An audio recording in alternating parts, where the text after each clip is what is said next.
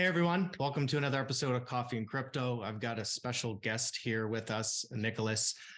He is all in on Illuvium, just like we are all in on Mavia, and we thought this would be a great opportunity for the two of us to get together, kind of compare some notes, maybe help us and our game guild move a little bit more into Illuvium, and maybe help him move a little bit more into Mavia. So firstly, Nicholas, I just want to say thanks so much for joining us here, man. I really appreciated it. I'm looking forward to discussing everything that's Illuvium and Mavia related, really. Yeah. Thanks for having me on. Like you said, I'm kind of all in on Illuvium right now, but I was looking for another GameFi project to dip my toes into. Found Mavia, connected with the Ruby Raiders, and then connected with you, and yeah, here we are. I'm interested to learn more about Mavia. I can tell you a little bit about Illuvium. I think we'll have some good comparisons here. I think so too. Why don't we start with the easy one, which is gameplay? Because, one thing I noticed about Illuvium, they've kind of got these different modes, right? There's like the mobile, there's the open world. That's definitely unique compared to Mavia. But what have you learned really about that and what the development team plans on unveiling kind of as we go? So what they're calling it is an IBG. It's an interoperable blockchain game. So right now they have the three games. They have the open world, which is kind of like almost like your Pokemon. You go around, you catch these alluvials. Then they have the auto battler that they're calling the arena, which is kind of like your TFT. You battle other people, player versus player. And then their third game right now is what is going to look or compare most to Mavia is their land gameplay. So that's Illuvium Zero. That is played on mobile. But the real thing about all of their games is that they're all connected. They're interconnected in one way or another. So I'm sure we'll get into this, but you'll the fuel is what they're calling it that you'll produce on the land will be bought by the players in the overworld to travel to different regions. So that's where the monetary value comes from the land. You generate the fuel on the land and you sell it to players to the main game. Oh, I like how they did that. That's why it kind of keeps it all connected. It gives, an incentive for people to play the mobile version because you need to produce those resources. And then there's earning potentials for obviously everyone that's playing the open world game. Do you kind of think they're all required? Like you got to do them all? Or do you think maybe you could focus on just the arena or just the open world? So right now, they're always talking about improving things and making things more connected. But right now, you really don't need to be part of the land play. There's only 20,000 plots of land out there. But the way that it's looking, if you want to get involved in the land play, is that the more players in the main game there is, the more the more money or the more crypto you'll be earning from the land. Because there's 20,000 plots right now. There's a cap of 100,000, which could be, 5 years down the road by the time we get to that 100,000. But if they get to 100,000 players to the main game, then 1 million, they go to, 1.5 million. Every time that number goes up, there's not going to be any more land after that 100,000. So the more players in the main game, the more the land will generate. Now, it's kind of interesting you bring that up because that was kind of Mavia's original plan was they said, hey, there's going to be 100,000. We're just going to do the 10,000 now. We don't know when the next batch is going to come. And actually, they've kind of changed their position a little bit on that. They haven't really said anything definitive, but what they have said is, hey, we don't want to release any more land. And actually, we've got no plans coming up to release any. And we might even figure out we don't want more than the 10,000 because there was a lot of kind of concerns from the community. And I don't say a little bit of pressure on like, hey, if you just dump another 10,000 into the market, that's not really rewarding the original holders. But I do like that Illuvium is still sticking to that because we don't really have a model to look at and kind of see how that would work. Most games have kind of taken Mavia's stance where they might have had that original plan and now they've kind of pulled back to keep people happy. And Of course, the concern is it going to affect the floor price? Is the cost Mhm. of the other lands going to go down? But I honestly think as long as the development team is conscious of kind of what you said, as more players come in and kind of Yep. eases that distribution, it'll be really interesting to see. And I definitely feel like Illuviums can lead the way with that. But Yep. that being said, as a Mavia landholder ourselves, I don't want more land coming out. I want it to stay just 10,000. Of course, I'm Yep. biased, but that to me makes it seem like there's more earning potentials. It's going to be more difficult to get into the play to earn side, which could be good and bad. You definitely need to promote people coming in the play to earn side. But Mavia has decided, well, actually, we expect like 95 to 98% plus to be free to play, not Yep. crypto. And that's really where their big marketing push and focus is going to be on traditional gamers. And really, it's kind of going to be this small elite group that's really able to do the earnings aspect. And of course, I'm sure they hope that they're going to create ways to promote the free to play to move over to play to earn, because that'll appreciate the land. But I Yep. do find that that's kind of a big difference between the two right now. Illuvium's still sticking to their 100,000, where Mavia is kind of like, maybe we won't. And Yep. then I wanted to ask you about the tiers, because I remember when I first heard about, I think it was tier 5, the one with like the blimp where you can get the advertising on it. And then I heard Yeah. companies like Virgin and like the big brands were going to be bidding for it. I'm like, okay, that's not possible for a game guild. But I thought that was Yeah. such a cool idea to be able to monetize advertising space within a game. And actually, Mhm. Illuvium was the first one that I heard of that. And I just want to ask you, has there been any more talks about that? Are they still kind of promoting the in-game advertising aspect with the tier 5 and the esports? Like, where's it at right now with all that? So originally, during the original land sale, which is back in June, there were supposed to be 2 out of the 7 tier 5 land plots. So that will have the stadiums where esports are going to be held, basically. Yeah. But they ended up pulling back in not selling those 2 tier Okay. 5s. I guess the reasoning was some kind of bug in the system, because they did a Dutch auction for all of the other lands, but they were going to do an English style auction for the tier 5s. Oh, interesting. So I really haven't heard anything about that lately, but so far none of the tier 5s are out. So there's going to be 7 total, 1 for each of the regions. But yeah, haven't heard much on that yet. So they really haven't been pushing the tier 5s much. But just quickly, I want to go back to one of the last things we were just talking about the free to play. Sure. How does the free to play players, connect with the play to earn players in Mavia? Because just for Illuvium, you can jump into Illuvium, or whenever the land is playable.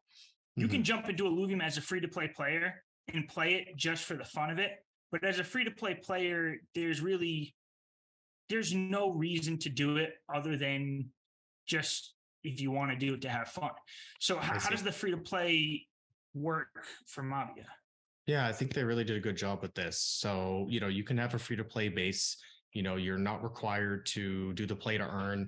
It's going to have the same microtransactions involved, where you buy Ruby, just like Clash of Clans. You buy the gems, you use it to upgrade your base, you use it to speed up your build time.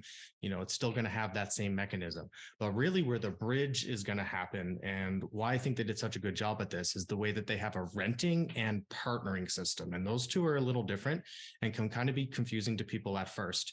But basically, the way that it works is if you rent out your base, you can split the earnings of Ruby that base is collecting. So I might make an agreement with a free to play player and say, hey, you can keep half of everything that you earn, but the other half I'm going to keep, and I'm going to let you use this play to earn asset. So now the free to play player, who is really just practicing their attacks, getting better at their strategy, can jump up and make earnings without any initial investment. And I think that's really clever. And then so they do have that planned for Illuvium. They do have something like that planned. Okay, cool. But yeah, how does the partnership part work? Yeah, the partnership is a little bit different. So basically, where you're renting out assets, with the partnership, you can kind of just agree on a certain split of the governance token. So instead of the Ruby being the earnings, you would basically set a price or a cost to use the asset, and then all the earnings would go to the player.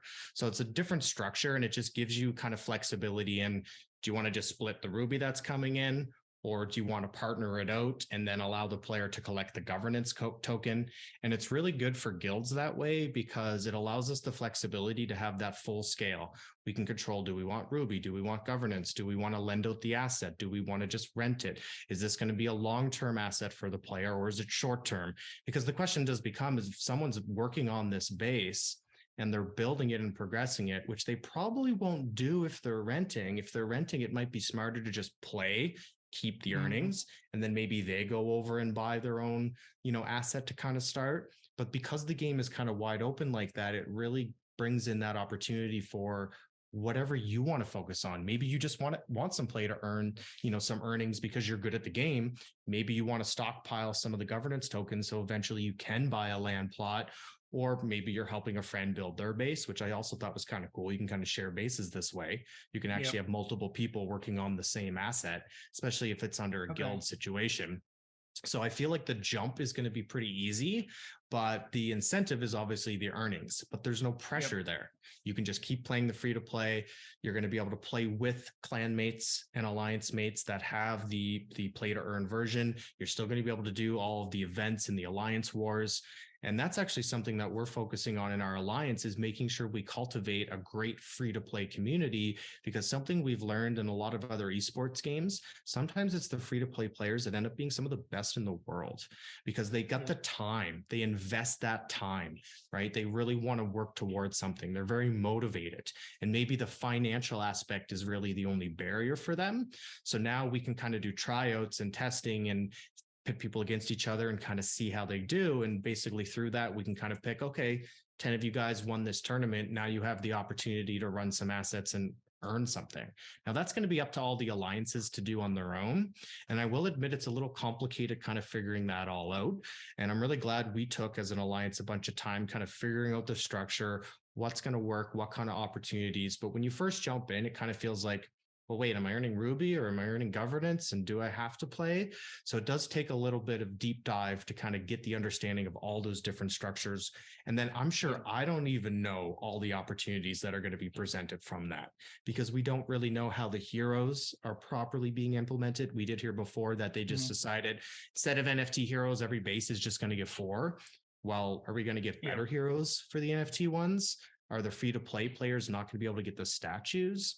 So that's going to inherently give the play to earn players an advantage, and that might create pressure for free to play players to move over. So there's still kind of a bunch of things up in the air, but I've been super impressed with everything that the team and on Mavia has basically said and worked towards that, and all the information that they currently have public with that. But yeah, it sounds like it's like a free to play game. Play to earn is just going to be kind of this little sliver aspect of it. And I think that's important.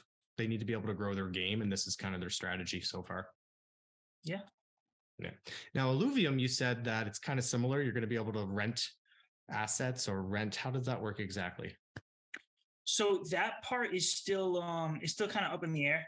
The last I heard, we don't know if it's going to be built in like natively or if a third party is going to control that. But they did say that that would be a mechanism, because they know that some people bought a lot of land. There's guilds that bought land, and you can't expect one person to play 100 plots of land. So they will have that at some point. But we're still waiting for the open beta for the main game to come out before the Illuvium 0, so the land play goes live. Because I guess according to like with the lore and everything like that, they don't want you to be able to produce fuel for the main game before the main game's out. I see. Okay. So it seems like the land play is almost ready to go. They're actually, their alpha season is dropping on January 6th. So we'll actually play for the first time on January 6th.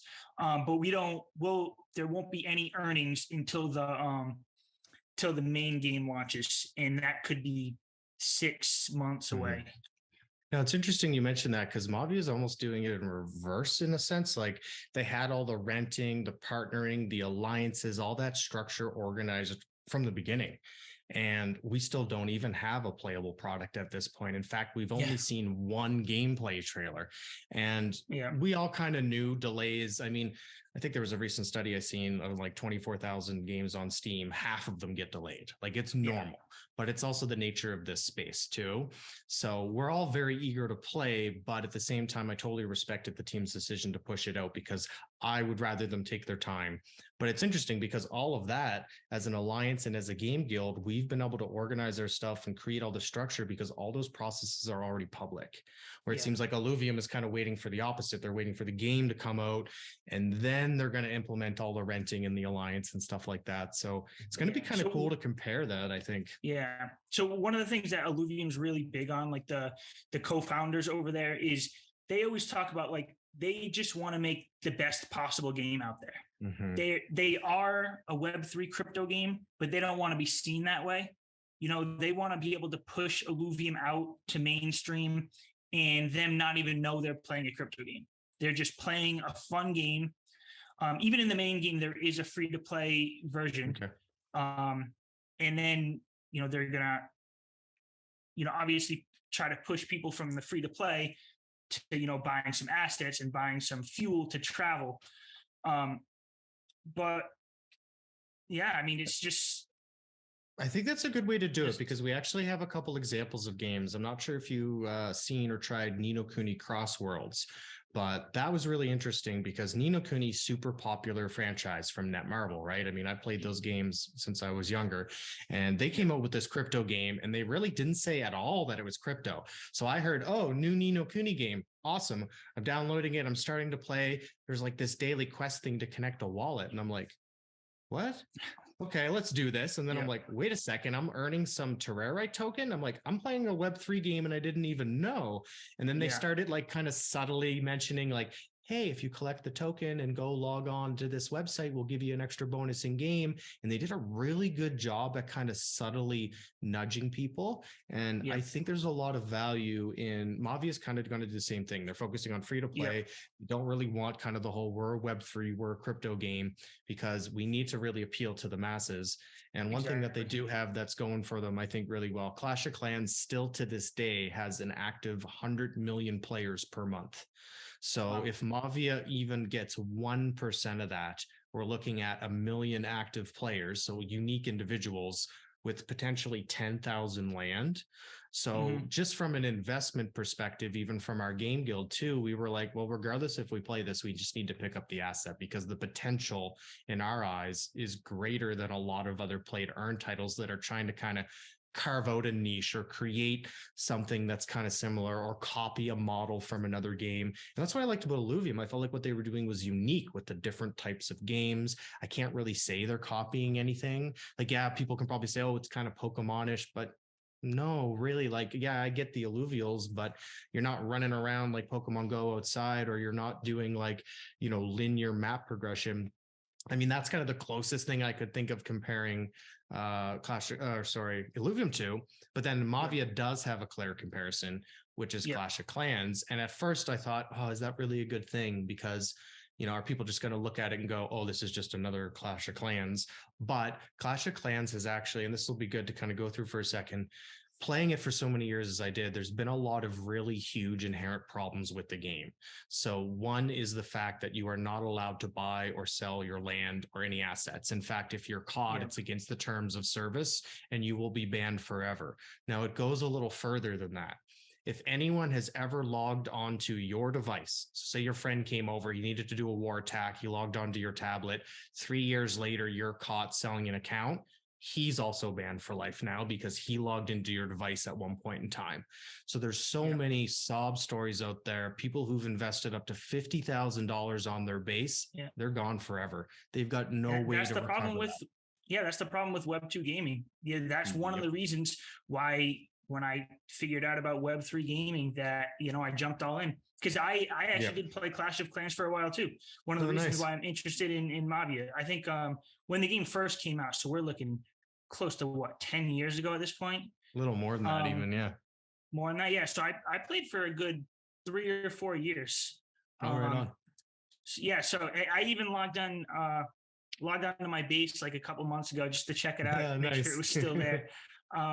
But yeah, I had a lot of fun playing it. So that's one of the reasons why I'm interested in Mavia here. Yeah, let's talk a little bit about tokenomics because I think that we've kind of discussed the gameplay and the kind of unique approaches for both of the games. And the reason why I want to bring up tokenomics is because we have a research team on our games guild. We've got 7 full-time staff where it's literally their job to go out and research white papers and communities, and they do up these reports. It saves people a lot of time researching games. So I've seen hundreds, and I'm not even kidding you, hundreds of tokenomic flowcharts and how they work. And Mavia really stood out to me for 2 main things. They have a really impressive burn mechanic, and they have a closed looped system, meaning the incentive is extremely high to reinvest within the ecosystem as opposed to take out. And then they also have the ability for the governance token to be used to also purchase assets. So it's not this clear, you got the governance token. I'll use Star Atlas as an example, like the Polis versus Atlas. Polis is clearly just the governance. Well, with Mavia, Mavia is the governance, but it can also be used for assets in game on the marketplace. And it actually doesn't have that burn mechanic that the Ruby has taking out, which in turn is going to help appreciate the value and the market cap of Mavia. So while people are buying Ruby to upgrade their base, there's this incentive to kind of collect the governance token and use that on the marketplace, because if you do want to pull it out, you're not getting that same fee. And I thought that was really clever how they set it up, because we've seen a lot of 2-token systems just not work, right? Yeah. Like totally inflationary. There's no end to it. They're just minting it. You go on CoinGecko and there's a big warning. This can be minted indefinitely, just so you know. And you're like, okay, so it's a race to the bottom. Mavia is not going to be like that either. And just from Clash of Clans, it is so easy to want to save time. Time is one of our most valuable assets as humans. It's something we value really high.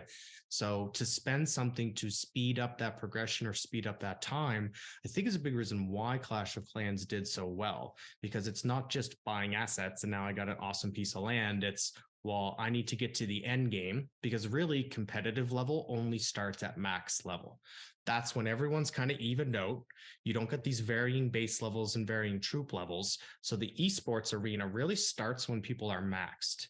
So when the game first comes out, we expect a mad dash and just a lot of money to get injected into the system, because I know for us as an alliance, basically our plan is for the first year, we're going all in. We're not taking a dime out. We're just going to be working on all of our bases, getting all of our, to that max level, because really the people that can get there first are going to help position themselves as that go-to for the esports, is going to have more opportunity. And then one last detail is wager matches. And this is what totally won me over. The ability to ante up an unlimited amount of crypto for a winner takes all in a match. I've been desperate for this in Web 2. It's basically like legalized sport betting, but in a video game. Illuvium has that too. Yeah, and I wanted to ask you a little bit about that. Yeah, not in their land play, but in the arena mode, they do have what they're calling the Leviathan Arena, where you can put up some ETH and battle against somebody else and winner take all. See, can you imagine the streamers like us and how crazy it's going to be when people are like anting up thousands of dollars? That's going to be such an intense experience, I think. I almost wonder if we'll be allowed. I wonder if we'll be allowed to be on Twitch and how long that'll last if we're doing that. But there definitely will be some alternatives. But I know we're really excited about it, because the way I look at it too for Mavia is if you track your win rates, and the nice thing is every single match is recorded on the blockchain. With Clash of Clans, you had 48 hours and then replays were gone. So not only as an alliance can we go through your account and see your whole progression, you can go back and track your win rate. And thinking about like poker or magic or chess, any of these games that have really high skill variance, well, really, you only need to be over a 55% win rate to make a profit. So for us, we're looking at it competitively like, well, we just need to track our best players, figure out who's above that 55% win rate, and now we can start anteing up some of the treasury for these wager matches. And there's actually huge opportunity for profits, for visibility, for hype online. And that's something that I think is going to take esports by storm. So I'm really glad to hear that Illuvium is doing that too. What's Illuvium's tokenomics like, though? I know there's the ILV, but I kind of got confused with the whole ILV2, the SILV, and that kind of lost me a little bit. Okay. Where do I get started here? Because there's a lot going on. Okay. So they have their main token is the ILV. Yep. that's their governance token, and you can stake it for rewards and revenue distribution. The revenue distribution is all the money that goes into the game basically gets distributed back to the ILV holders or the ILV stakers. Right now, there is an SILV2 token. The only way you get that is from your staking rewards. So right now, your staking rewards, you can either claim an ILV and lock it up for a year, or you can claim an SILV2 and get that liquidity immediately. I see. Okay. That's their incentive to keep it in, keep it staked, but you could take it out now if you want. Exactly. And so that the SILV2 is, it is a token on the blockchain, so it can be traded, but in game, it holds the same value as ILV. Okay. So right now, if you claim in SILV2, you can get that liquidity right away.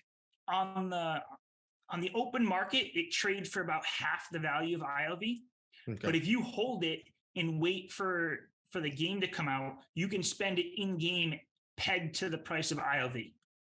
Oh, so I wonder if some people are planning on stockpiling SILV2 and then they're waiting for the game. Like I can already see kind of an opportunity there. That's exactly what I'm doing. And I've been preaching that for a while. I think SILV2 is one of the most underrated coins out there because I think ILV is a very good coin. And if you can buy SILV2 for half the price right now and you plan on spending it in the game, then to me, it's like a no-brainer.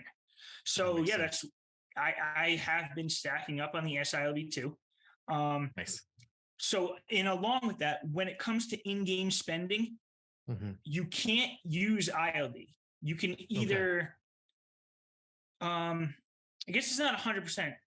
I think you're going to be able to use, or I know you're going to be able to use SILV2 and you're going to be able to use ETH, but it's going to be, the prices are going to be pegged to US dollars. So USDC might be another option, but I'm not sure. What happens when you spend SILV2 in the game, it actually just burns the token. Okay. It's gone forever. Forever. Yeah. So as time goes on, there's going to be less and less SILV2, and eventually it'll run out. And then you're, from that point, you're going to be spending ETH, to get into the game for any in-game purchases. Okay. So that's just the main game. When we look at the land, because again, we're kind of comparing more the land. Yep. The land functions as kind of like its own little ecosystem. They have three coins basically in there that they're called like the fuel when you're farming fuel. It's like Kryptons, Hyperions, and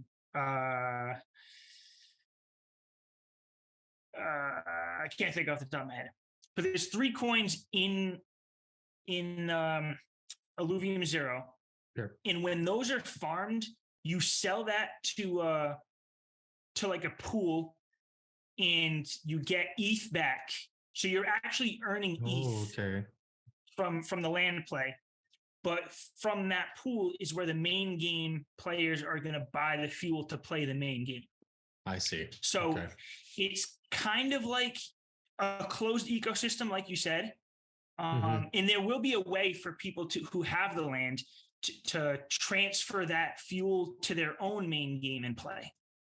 So if you're playing both games, instead of going into the main game and having to buy the fuel to go travel, you can play Illuvium 0 with the land, generate your fuel, move it to the main game, and then go out and hunt alluvials. Nice. So you can kind of feed yourself, so to speak, and create that. Maybe, I guess the goal would be almost this self-sustainable system where you can simply fuel everything that you need and maybe sell excess or something like that. Now, Mavia is kind of interesting. When you mentioned the SLV2, I think the closest thing I can relate that to is the Mavia mini match program that they've created recently. So this is often given away during town halls or special events. Also, when you stake your land. So right now, if you stake your land, every land, depending on the rarity, is accumulating a certain amount of mini match every single day, and you can kind of watch it on the dashboard. And basically, what it is a 1-to-1 ratio, so that when the TGE happens, I believe it's a 15-day window, and they might give us a little wiggle room on that, but currently that's what's known, where basically everyone who has mini match has the ability to go in and get a 2-for-1 deal. So basically, I can buy 2 tokens for the price of 1, up to the maximum amount of mini match that I've accumulated through however many assets I've got staked and how many events I've participated within the community. And that's something kind of like you've been mentioning about the SLV. I've been very adamant about telling people how big of an opportunity that is, because I'm like, it's freaking 2-for-1. Like, it's a huge opportunity. Now, there is a condition. It does have to be staked for a 6 to 12-month period. So you can't just get the 2-for-1 and instantly dump on the market. And I'm actually really glad they did that, because otherwise it would be kind of bad, people just getting 2-for-1 and then flipping. So they stake it. There's a locking period. Obviously it takes some time where they're slowly unlock it, keeps you invested in the game. But now in 6 to 12 months, once you got it unlocked, you're twice as far ahead as anyone else who had to buy the token. And that's why I'm a big advocate for the ambassador program and being active in the Mavia community, because even just showing up to like their Thursday meetings, we're getting a lot of people there are getting Mavia match, sometimes 20 or more. And yes, we don't know exactly what the price of the token is going to be, but we know what the max supply is. We can kind of compare it to other games. And it seems very similar, in my opinion, to the max supply of Illuvium. So I can only speculate that if it gets even close to the hype or popularity as Illuvium, well, that 2-for-1 deal is going to be pretty damn sweet when we do get to that point. And I mean, why not? You might as well stake your land now. Otherwise, what else are you doing with it? So that's been kind of our accumulation strategy right now. Pick up as much land as possible through the Mavia Elite Ambassador program. Use that to stake to kind of accumulate the mini match, and then really waiting in the wings for the TGE to come when we're going to swoop in and take advantage of our 2-to-1. But I want to ask you about Illuvium and any kind of ambassador programs or community engagement stuff that they have going on, because in all the play to earn projects I've looked at, Mavia, in my opinion, has the best ambassador program. I'm biased, of course, as you can tell, but I really love how engaged they're getting everyone to submit art, content, memes. And I really haven't found any other project that's kind of been able to present a way for the community to kind of get that involved. Does Illuvium do anything like that? Or do they do little contests here or there? Like, how's their community? Well, the community is very big. They have a big following. A lot of people believe in the game. They don't have anything like you're talking about with the ambassador program. But to be honest with you, I've actually reached out to the influencer manager over there, and I brought it up. I said, hey, I was looking at Mavia. This is what they're doing. This might be, something that, Illuvium should look into. I think it would be, good for the project. So I think something like that is in the works, but right now they don't have anything specifically like that, but they do have a lot of engagement, on Twitter, in the Discord. If you go in there anytime, it is not dead. You can start up a conversation in multiple threads in the Discord. A lot of people are excited, especially right now. They just released the private beta open world about a week and a half ago. They just set a date for the Illuvium Zero Land play, the alpha season, on January 6th. So even in this really down market right now, like, the hype is coming. It's creeping back up for Illuvium. So, it is definitely a good time to get involved. I feel the same way with Mavia right now, especially, and maybe this is kind of what we can end it at, because I realize we've been chatting for quite a while. I feel like we could go on for a long time. Really appreciate you taking the time to meet with me here today. But let's talk about floor prices, because this is something that everyone's kind of concerned about, but no one's really comfortable talking about. And I think it's good because with Illuvium, and, correct me if I'm wrong, kind of what I noticed is the land came out, kind of went down. There was a below mint kind of experience, but it didn't seem to rock the community, kind of like I've noticed it did with other games. And then how are you taking the floor price now currently? Are you simply looking at it as a good opportunity? do you expect it to appreciate anytime soon? And then my last question is, wouldn't we have expected the beta to make the land kind of have appreciated? But we're seeing kind of the opposite. So what are your thoughts around that? And then we can maybe talk about Mavia in comparison. Yeah. So I do hold 4 plots of land myself. I have a tier 3, 2 tier 2s, and a tier 1. So I am pretty invested, as a single person in the game. But honestly, I never even look at the floor price. I couldn't tell you what it is right now, because I'm just that much of a believer in the long term for Illuvium that the floor price doesn't matter to me. One of the reasons why the community isn't too shaken about it is because how I was just talking about that SILV2 token. You could use that to purchase land during the land sale. Okay. So all of the floor prices are priced in ETH, and they might have dropped below the floor in ETH, but a lot of those people purchased it for much less than that. Okay. So I think at the time of the land sale, the SILV2 price was giving you about a 40% discount. Okay. So I know I purchased all of my land with SILV2. And a lot of the community did that as well. I mean, I think some of the bigger, exactly. That was my whole thing. Like, why wouldn't you do it? I know there probably were people who paid in ETH, especially if like the big guilds who were buying a lot, and there just wasn't enough liquidity for the SILV2 to buy that for the land. But a lot of the solo people who are involved in the game and understand the tokenomics were using SILV2. So even though it looks like the floor had dropped a little bit in ETH, there's a lot of people who are still either in profit or more of like a break even. Okay. Right now. That's good. Now with Mavia, it's kind of interesting because we noticed, especially over this last really whole year, the floor held really well. Like, especially when kind of things started to fall down in February and then March, yes, we seen a dip. Legendary land went down from like 12,000 USD to 8. And then we're like, oh my God, it's down to 6. Then it kind of stabilized around 5 for quite a while. But what we noticed is the floor price was more depicted in USD than it was ETH. So as ETH would make its jumps, the prices within about 24 hours on OpenSea would kind of fluctuate back up or back down to match USD. And that was really interesting for us to see, because a lot of projects, ETH goes down and they're in ETH, well, it goes down. But Mavia wasn't doing that. It was kind of keeping this kind of inherent value along the entire way. So that was actually a big reason why we got involved in the ambassador program, because we were able to accumulate points to buy for the whitelist price. So, I mean, yes, there's an opportunity to flip right there. We didn't want to do that as a guild. We're just like, we're going to accumulate.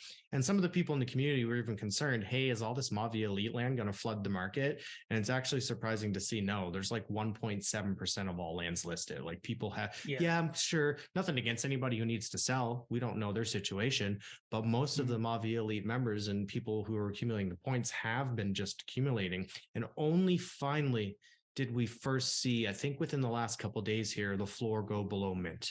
And it was really because of the beta delay, but it's only on one particular asset type. It's the rare lands.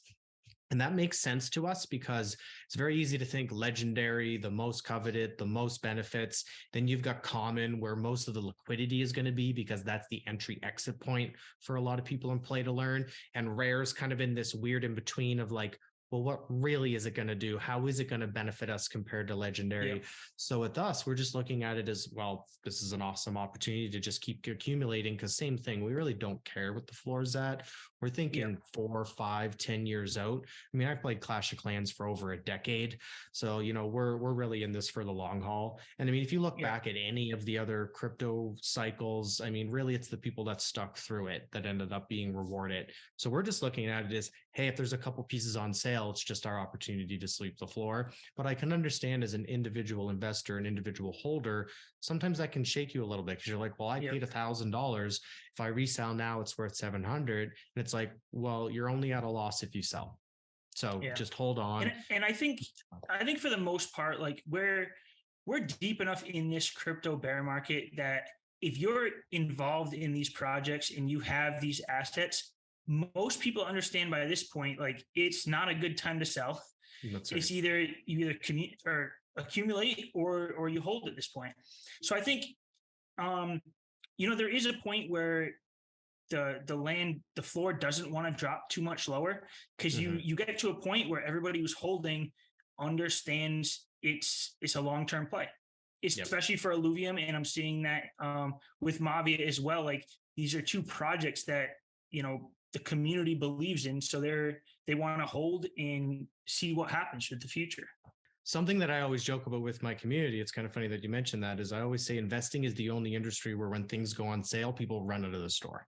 And I think in play to earn in particular, that's kind of been our strategy, is accumulate, because we experienced an amazing time last year during the bull run and really kind of seen a taste of what play to earn can do. And just like I can tell with you, your conviction in the space is the same as mine. I know this is the future. Being able to give people ownership of their assets is the way. We're not all going to make money a ton of times. There's going to be these cycles. So, I feel like this is a great time, if any, to get involved in Mavia. And I definitely appreciate all the input you've given me for Illuvium. I'll be sure to let my research team know, and I'm sure they're going to see this video too. We've been interested in getting some land and getting involved, and I love that style of game too. So it's been really fun to be able to chat about some of these comparisons and differences. And I'd love maybe down the road for you to come back on the channel, or maybe I can come visit yours and we can always do a catch up, maybe once Mavia is actually playable. We got the beta, and Illuvium's maybe near the end. So of course, before we jump off, is there anything you kind of want to say just to wrap up, or any final thoughts? I'm just saying, thanks for having me on. I definitely learned a little bit more about Mavia. I'm pretty excited about Mavia as well. That's something that I'm about to jump into. I'm watching that floor price right now. I'm actually excited every day I see it dropping a little bit. Right. So I'm gonna jump in there. I mean, Illuvium's my big thing. I'm all in on Illuvium, but I like to have those little things on the side just to see how they go.